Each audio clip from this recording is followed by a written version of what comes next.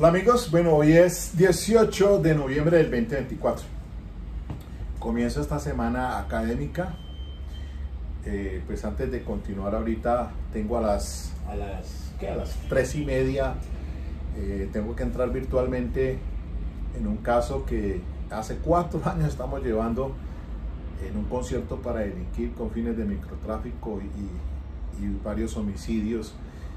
Bueno, un tema ahí que ahora aparte quizás voy a hacerlo como para que ustedes sepan, pues por lo menos el tema de los alegatos de conclusión, como en el caso pues del feminicidio que recientemente les mostré pues la parte en la que muy sucintamente pues hice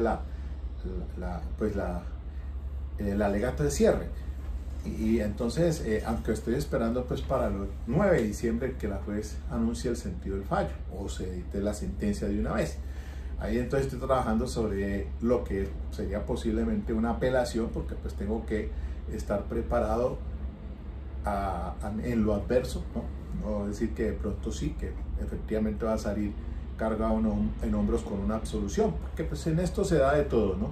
Entonces uno conoce más que toda la disposición que tienen los funcionarios públicos. Creo que uno ya aprende a conocer, a leer la mente de las personas, del funcionario, de los funcionarios. Entonces quería que esa experiencia pues ya la tenemos. Entonces ya yo digo, bueno, listo, ahí estoy trabajando sobre eso, y por esa razón pues les comencé a hablar sobre los errores de hecho, que eso lo voy a dejar en stand-by, lo voy a seguir en otra sesión. Pero por hoy quería comenzar así con este temita que me parece chévere, interesante, porque les recomiendo que miren este documental. Son 3 episodios. Esto lo miran en Netflix, American Murder, Laci Peterson, el asesinato, el homicidio, porque efectivamente pues se encontró el cuerpo de la señora en estado de embarazo, 8 meses.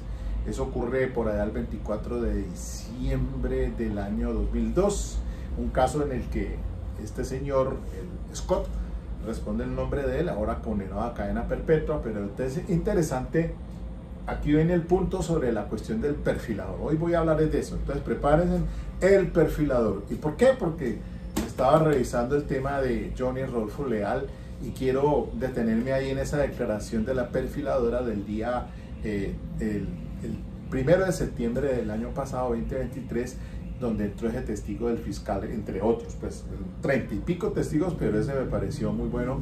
Y de allí entonces la importancia de las investigaciones de estos perfiladores.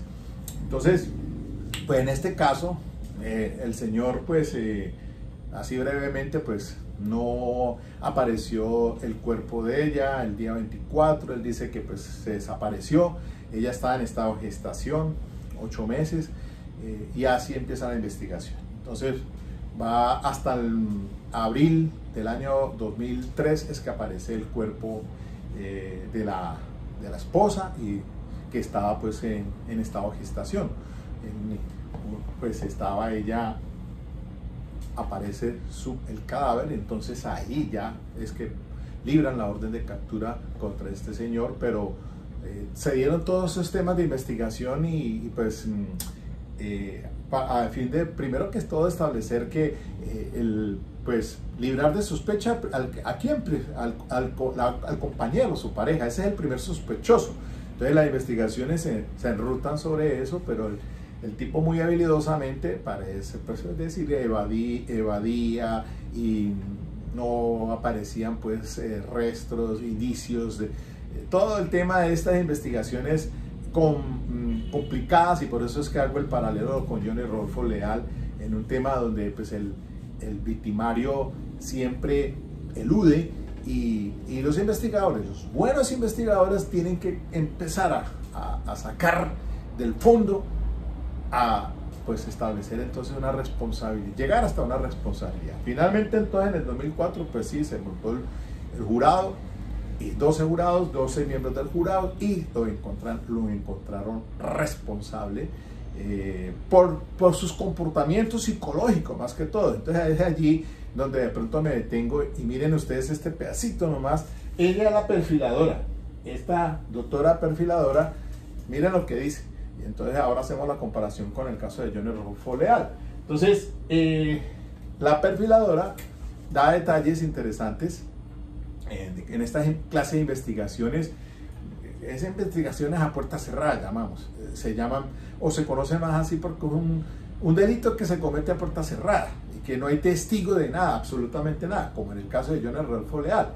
Solamente hechos indicadores a algo que está allí, latente, presencial, y que nos va a llevar hacia algo desconocido. Esa es la prueba indiciaria, y que básicamente el juzgamiento y la sentencia condenatoria que dictó la juez, en este caso de Johnny Rodolfo, el 14 de junio de este año, pues fue brillantemente en el tema de la evidencia física, la incorporación, la habilidad que debe tener el fiscal para poder llegar al proceso, porque este caso se estaba pareciendo mucho al de O.J. Simpson, entonces que se quedó en nada ese de Simpson, pero entonces pues, es frustrante para un fiscal, para sus investigadores, cuando no llegan hasta un resultado, o por lo menos y lo mismo mediático que es el caso hace que pues eso llame y se vuelque toda la atención a un caso de estos, entonces donde la gente pide justicia. Entonces de allí que pues resalto es la buena labor que algunos investigadores de la Fiscalía, del CTI, pues hacen esos trabajos extenuantes a fin de presentar pues la evidencia física. Por eso les decía la sentencia 43916 del 2016 de la autora Patricia Salazar Cuellar, en un caso de delitos sexuales del Sastre, en Bogotá, donde esas evidencias, esos fluidos corporales muchas veces tienen que técnicamente entrar bien al juicio oral, y de allí entonces todo lo que vimos en este caso excelentemente llevado por la Fiscalía, el de Johnny Rodolfo Leal, como una muestra de ejemplo, y también para el tema de los contrainterrogatorios, porque ese es el contraexamen vital, y hay que ver estos abogados, y son abogados mediáticos, son abogados que dicen, no, es que aquí estaban ante pruebas circunstanciales, y bueno, son abogados que se presentan allí, pero pues que obviamente estaba robusta la Fiscalía para demostrar entonces la responsabilidad de este señor. Pero miren, vamos entonces al punto nomás, y esto es de Netflix, porque ojalá Netflix pero no me lo vaya a sacar, yo solamente muestro el pedacito. Esto está en Netflix, es de Netflix, derechos de autor Netflix, y miremos esta partecita. Lo que fue particularmente sorprendente acerca del estilo de mentir de Scott es que era de corto plazo. Era obvio que no pensó detenidamente en estas cosas. Está emocionalmente desapegado hasta el punto de creer que los investigadores, la familia y los amigos de Lacey y el público perderían interés en su desaparición en unas pocas semanas. Fue sorprendente e impactante que creyera que podría continuar libremente con su nueva vida. El comportamiento de Scott nos dejaba ver que era un homicidio planeado, premeditado. Le dijo a Amber que había perdido a su esposa, que tenía que viajar y que cuando volviera podían empezar su nueva vida juntos. Compró un bote en secreto. Cuando llegó a casa el 24, el auto de ella estaba en el acceso. Su bolso estaba en el armario, lavó ropa, comió pizza, tomó una ducha y después le llamó a los padres de Lacey. No tenía sentido de urgencia. No faltaba nada en su casa, nada estaba desordenado ni dañado. Vendió el auto de Lacey. Quería vender la casa. Convirtió la habitación del bebé en una bodega. Todos esos comportamientos inadecuados no es de un hombre que esperara el regreso de Lacey. Y esa fue la evidencia presentada por la acusación. Lacey no desapareció simplemente. Fue un asesinato planeado y premeditado. Bueno, muy bien. Fue un asesinato planeado, premeditado. Interesante, mire, cuando yo le hice el seguimiento al caso Johnny Rodolfo Leal, la doctora en este asunto, la testigo número 29 fue una analista criminal, la doctora Andrea Carolina Contreras Poveda. Estudios en psicología, profesión, maestría en ciencia aplicada, psicología forense, es psicología forense criminal, máster en asesinos seriales, perfiladora de Nazca, Estados Unidos, consultor perfilación criminal. En el tema, puntualmente, cuando la fiscalía le pregunta, entonces, de manera resumida, ¿cuáles son las conclusiones? Entonces dice ella, lo primero es que estas víctimas del ataque fueron seleccionadas. La víctima seleccionada es a la que va directamente el ataque. Se observaron que hubo varias lesiones, varios tipos de víctimas. Si hubiese sido víctima circunstancial, no tendría la misma cantidad de dinámica que expliqué. Sí o sí, fueron seleccionadas las víctimas por el número de lesiones, por la forma que se encontraron. Es por todo lo que expliqué en la escena. Otro tema relevante fue el uso de violencia expresiva y se la explico. Es el que da una persona o victimario cuando se encuentra con mucha ira. No es lo mismo pagarle a un sicario para que mate a otro, no es lo mismo que encontrar a una víctima con este tipo de lesiones, lesiones en el rostro, flancos, abdomen, cuando hay hematoma, sujeción, ese tipo de cosas denota la fuerza de tipo expresiva.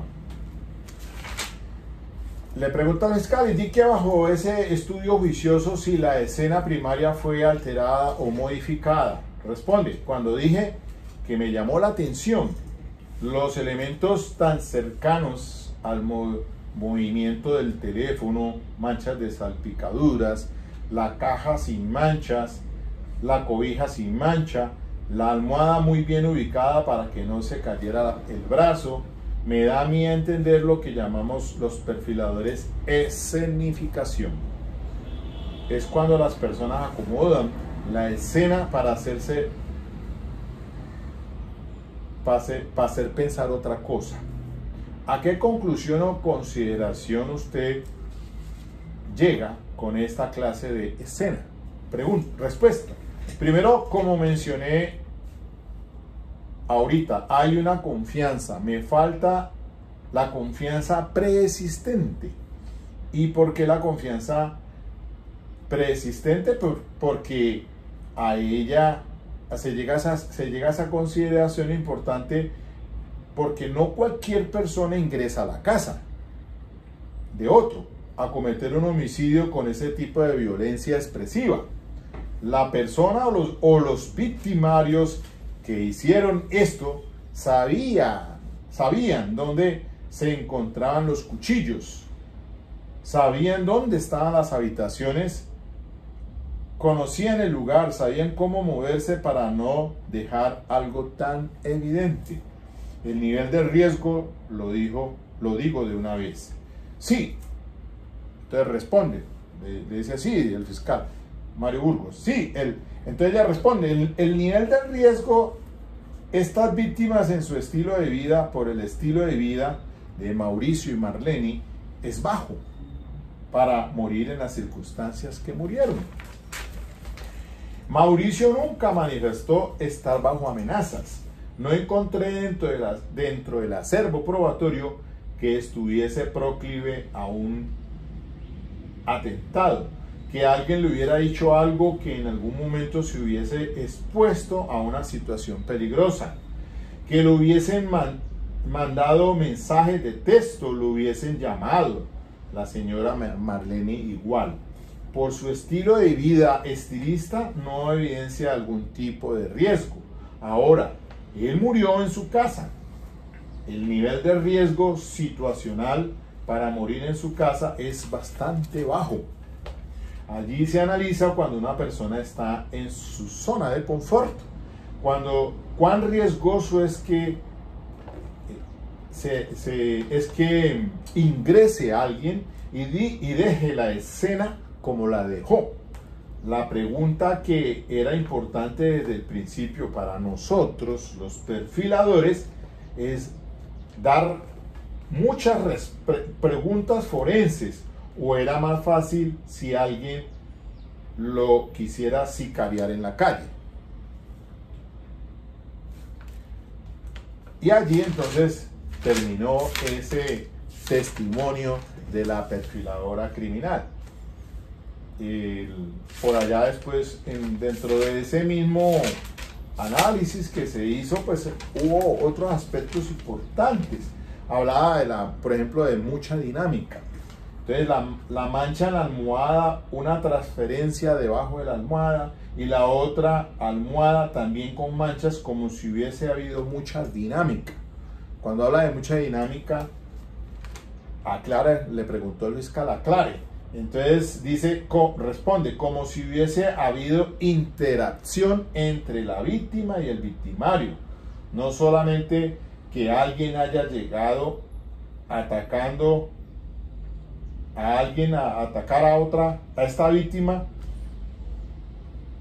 Hubo un encuentro significativo entre los dos, mucha dinámica, o sea, como una lucha, digámoslo así. Aparte de manchas, también llamó mucho la atención el cuerpo parcialmente cubierto con una colcha que no tiene manchas de sangre.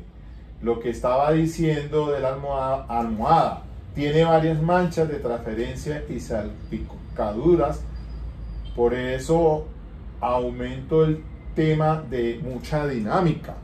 No solamente llegar a atacar a la víctima con un cuchillo, sino que hubo forcejeo, probables una dinámica más amplia.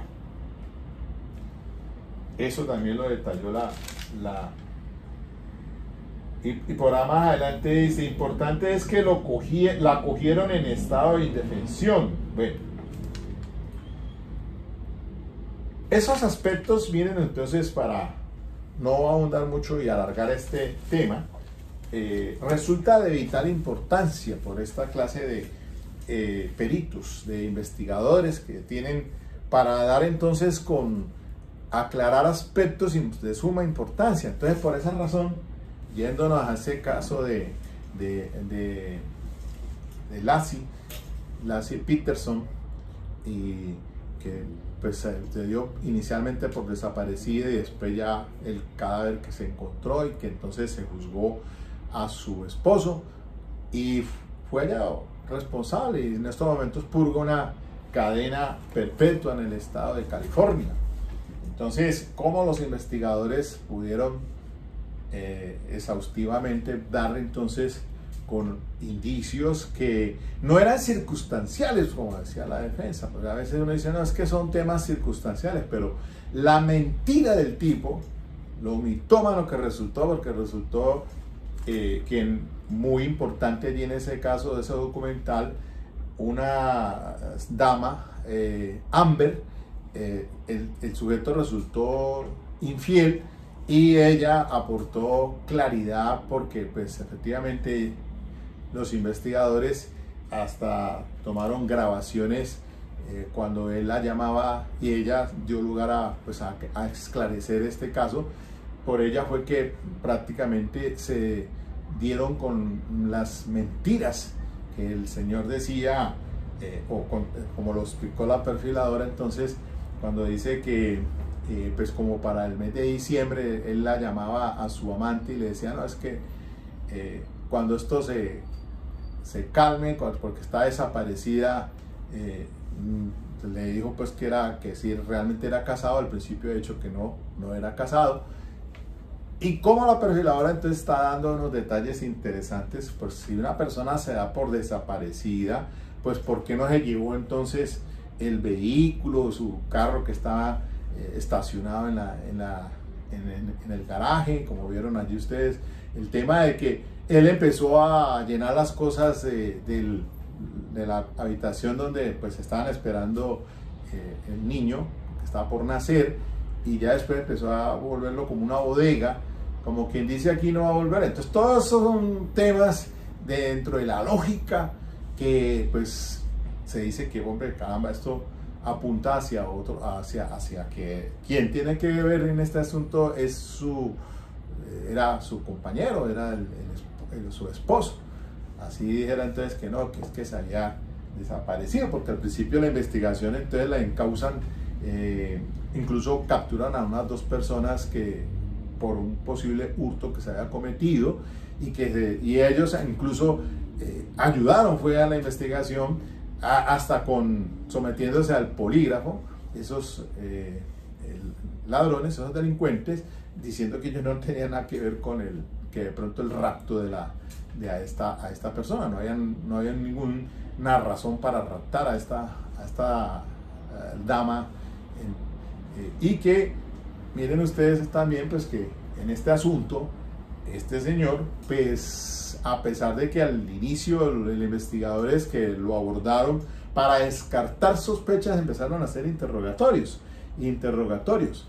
y que le dijeron, bueno, pues entonces sométase al polígrafo, y él dijo que pues que no, ya después se puso nervioso. Entonces bueno, ellos ya con esas facultad que tienen los investigadores con la experiencia que se dan, pues van entonces encaminando de que aquí algo extraño había sucedido y que pues cómo la había matado, de qué manera la había matado y cuándo la había matado. Pues eso fue lo que argumentó la defensa, incluso cuando salía por los medios a decir que la fiscalía era pruebas circunstanciales, pero ese jurado de conciencia sí realmente logró pues dictar una decisión de carácter condenatoria, y en este caso fue pues de cadena perpetua este señor.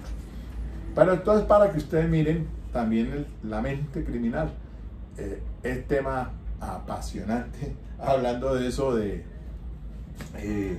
pues tema de la psicología criminal que tanto me gusta, con la literatura que ya aquí pues las he reiterado en múltiples ocasiones, para que aquellos que se enfoquen y quieran seguir como abogados pues la investigación criminal, pues que hagan sus especializaciones en estas áreas, pero que también se apoyen de mucha literatura que existe para pues uno ampliar esa mente, esa capacidad de entendimiento de las posibles razones, causas, y más cuando se tratan de delitos difíciles de de probarlos, porque como en estos 2 casos, pues no tanto el que ya les acabo de hacer el reenvío para que lo miren, recientemente subido en Netflix, y bueno, y el de Johnny Rodolfo Leal, que eso fue la muestra del botón pues el año pasado, y a este año que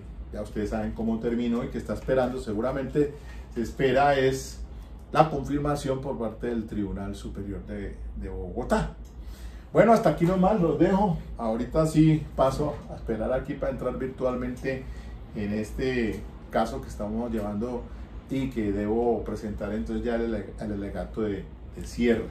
Bueno, muy bien, así comenzamos entonces la semana de manera académica. Ok.